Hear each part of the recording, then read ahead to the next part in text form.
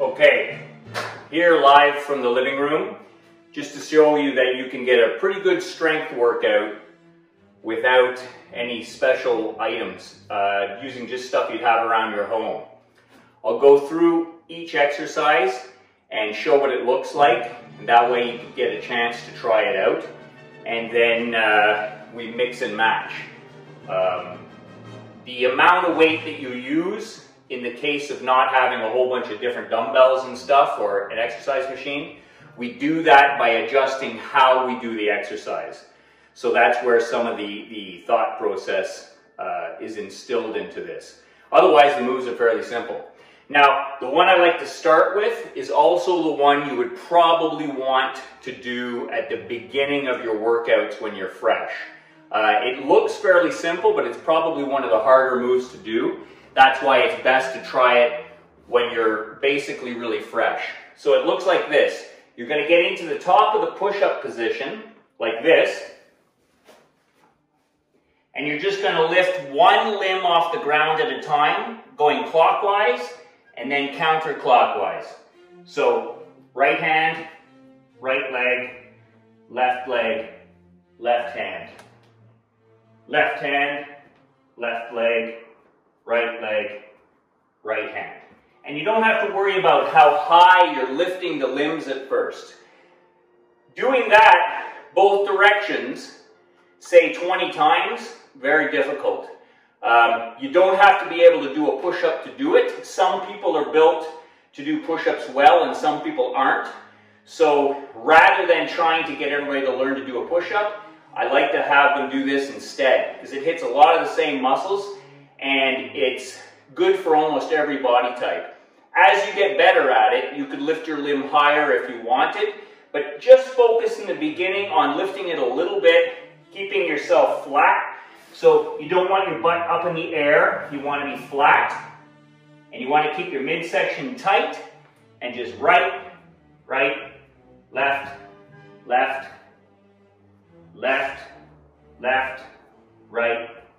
right. And just keep going around in circles like that.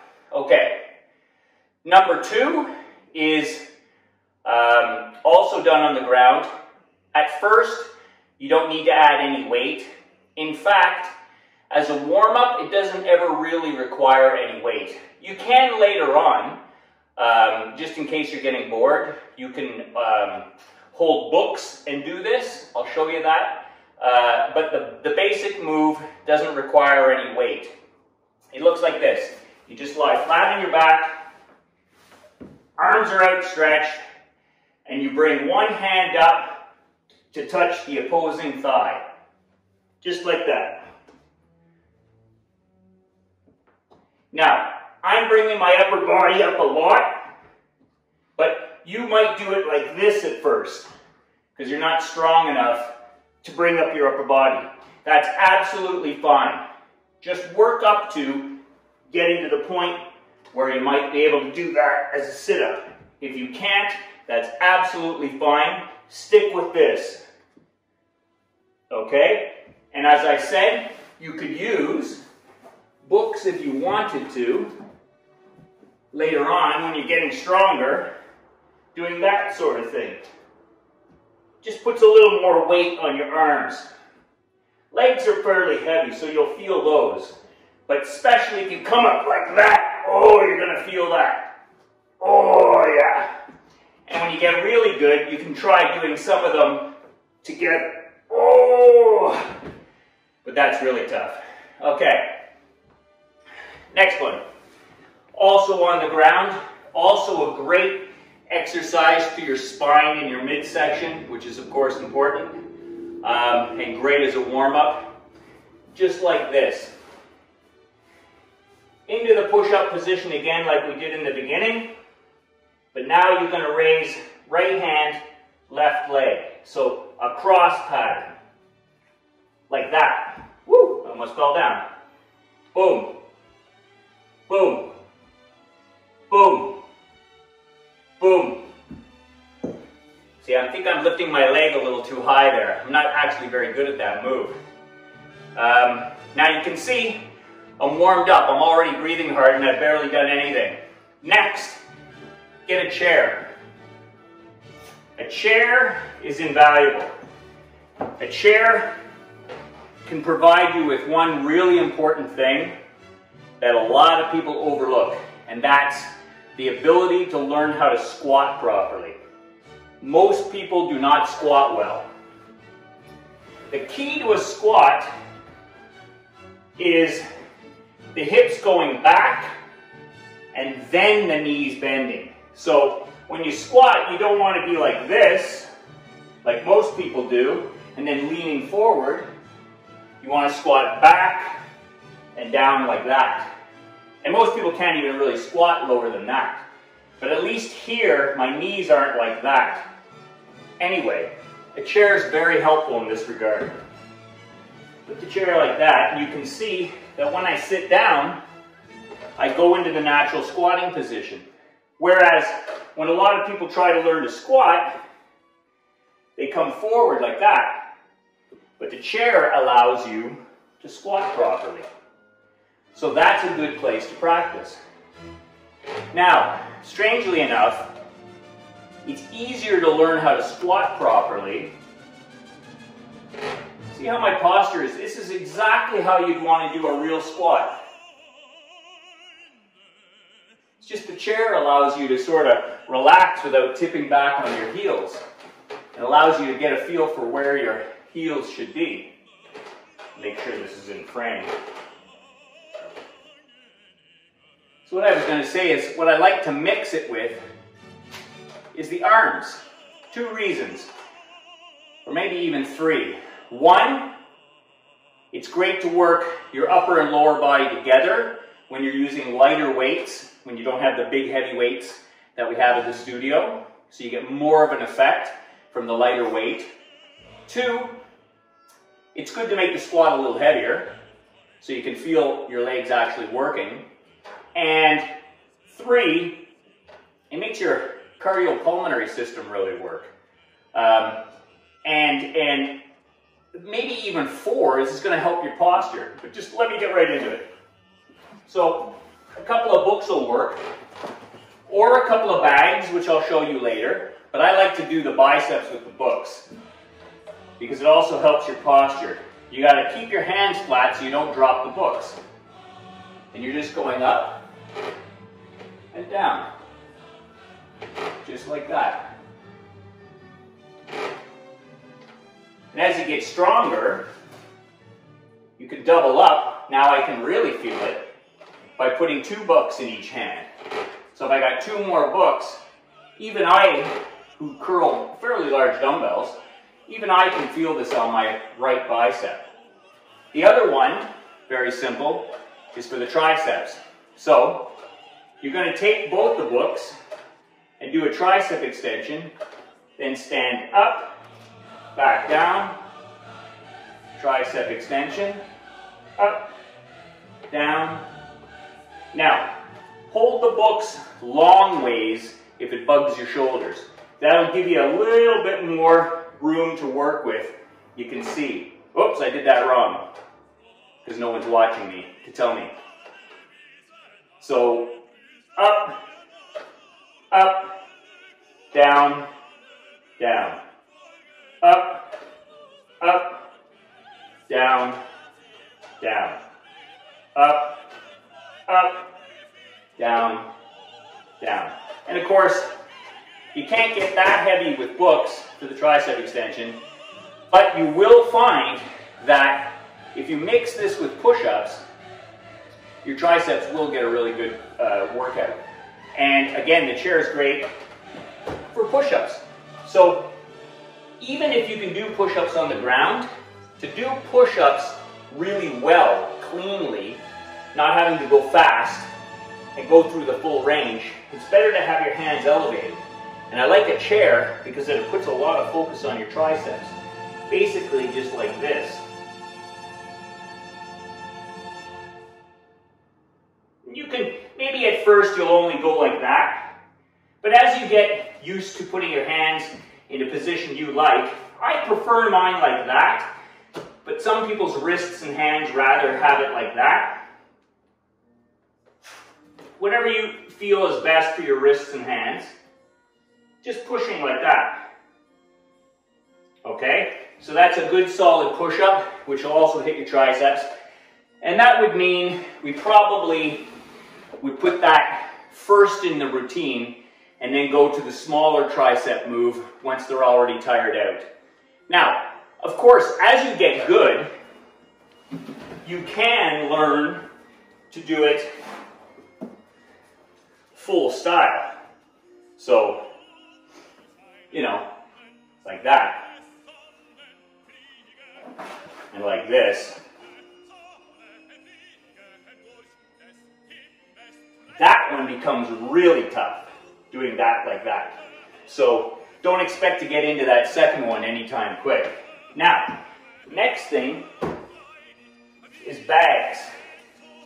Very simple implement to have is a bag with some weight in it. And these are great for warming up the legs like this. Take one foot off the ground, hold a bag full of cans,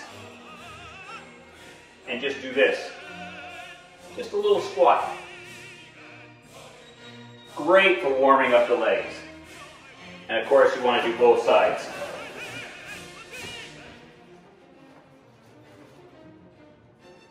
Just like that.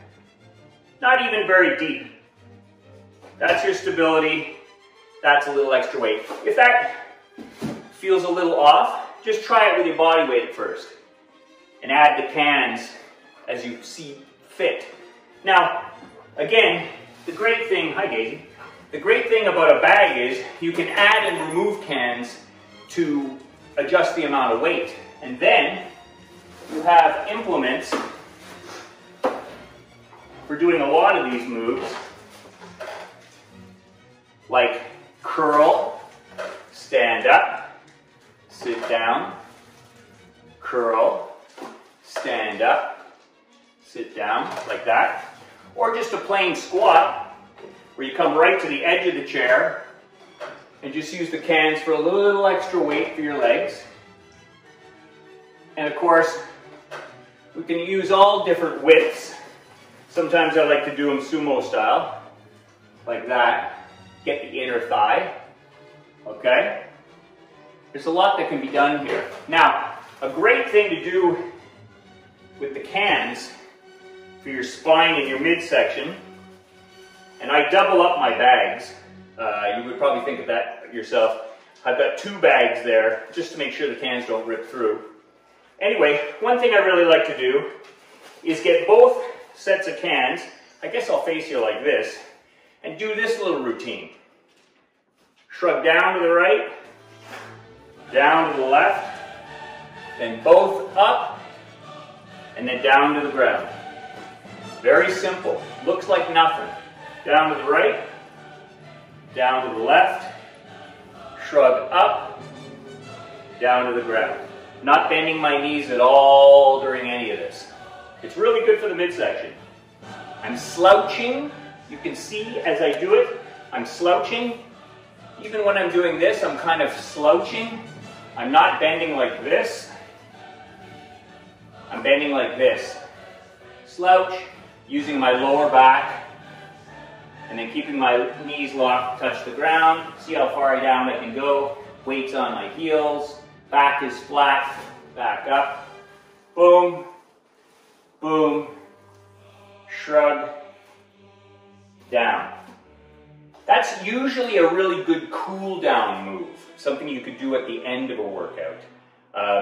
Because even if you're really tired, there's such minimal movement there that even if you're really pooped out, you could probably still do these moves. So it's probably good at the end of the workout. And now, of course, when you're using bags, you can do a lot of the standard dumbbell moves, like curling, reverse flying, but they tend to wave around a little bit. So what I like to do is use the chair to create some stability for things like the row. So if you have your knee up and your hand up on the chair, now I can row with the weight and it's not swinging around. You see? Just like that. And if this feels a little light when you do it, it's very simple to make it tougher. We lift it up, 1, 2, 3. 1, 2, 3. And by holding it at the top, it makes it a lot tougher. And of course you want to do both sides. I'll let you see it from this side. So if the weight doesn't feel heavy enough for you, we'll 1, 2, 3.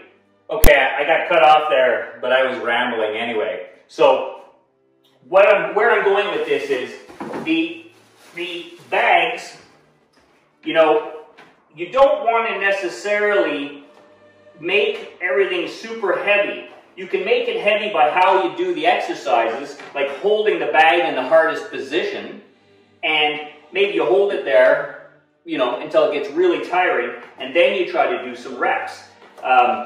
It's better for you to be doing things like this, nice and controlled,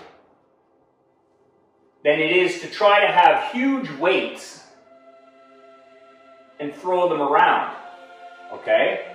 So I'd rather see everyone doing nice controlled movements with lighter weight. You will really feel it if you move slowly. Even your legs, which when you move quickly with a lot of weight, oh sure, you're moving a lot of weight, but you're also moving with a lot of momentum. Whereas going quite slowly, even I can feel this in my legs and shoulders, you know? So you don't necessarily need big heavy dumbbells. And there's all kinds of things you can do with bags and books because, you know, they're easy to hold on to and they're easy to adjust at different angles like this. You know, that doesn't look like much, but trust me, your shoulders will feel that in no time. You know? Just like that. And you can also do things like this with the books. Lying on the ground and bringing them up together with your feet. And of course you can use different size books for different amounts of weight. But even though the books are light, you'll be surprised how quickly this gets tough. You can also do this.